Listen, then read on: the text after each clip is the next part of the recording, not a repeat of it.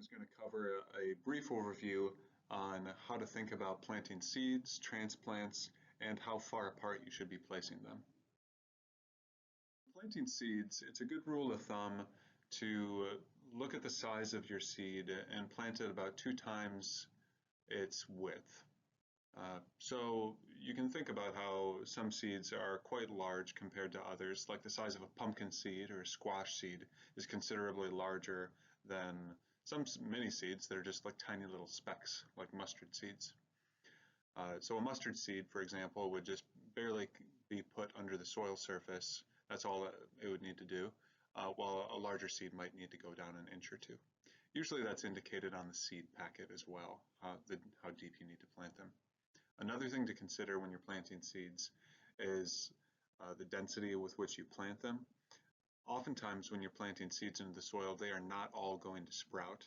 So that's why sometimes people plant in what's called hills, or you might bundle a number of different seeds together. And then once they sprout up, say you've planted 4 cucumber seeds in one spot, and then 2 feet away in your bed you've planted another 4 seeds.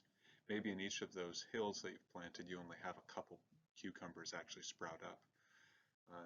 And that might be what you're looking for, or maybe you thin that down and you nip one of those plants and you just keep one of them. It's a similar concept when you're looking at planting in furrows.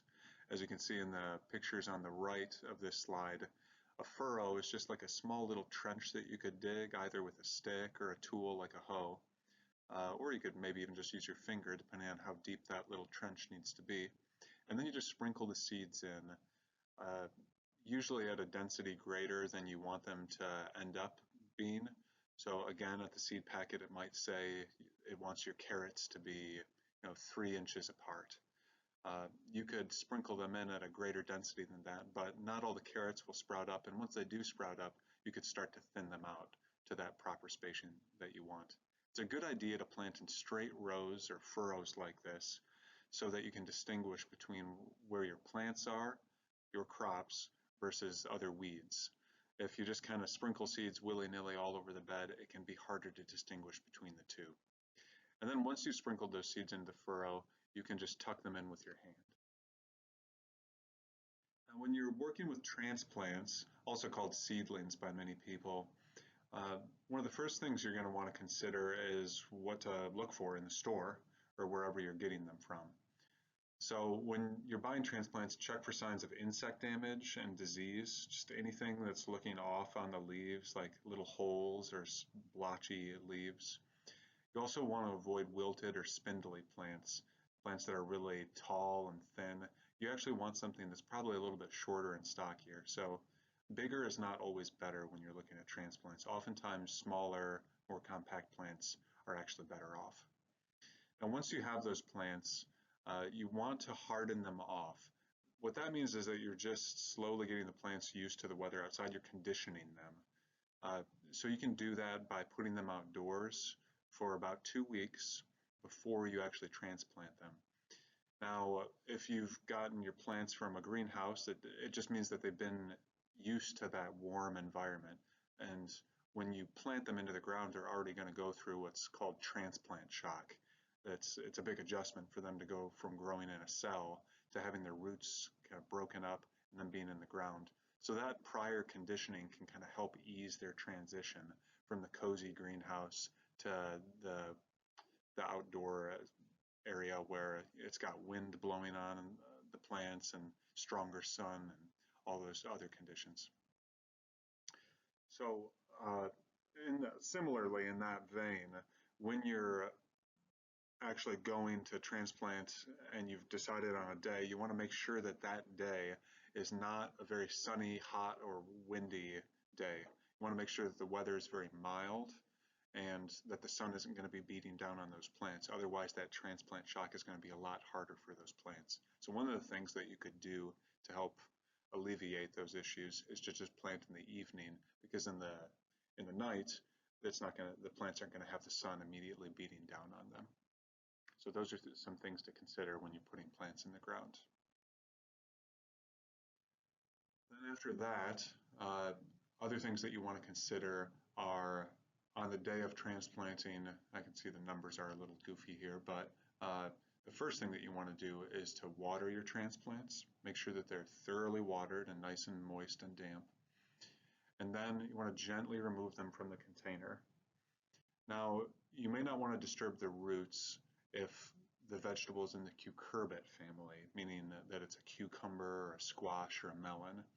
But if it's not one of those plants, generally you can break up the roots a little bit if they're kind of tightly wound around in that cell that they were once in.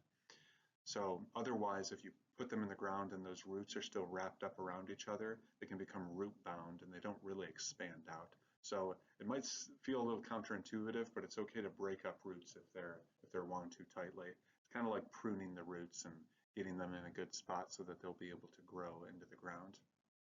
But again, watch out for those cucurbit plants like cucumbers. You don't want to break those up. And then after you've broken up the roots, then you can just set the plants about a ½ inch deeper in the soil than what they were growing in the container as. So they're not too much deeper, but you're just kind of tucking them in a little bit. And once you've got them in the hole that you've dug, you can just gently tamp down the soil and tuck in the plant. You want to kind of push it down in there a little bit. Don't forcefully put it in, but you want to make sure that it's nice and snug in there. And then you will have finished transplanting.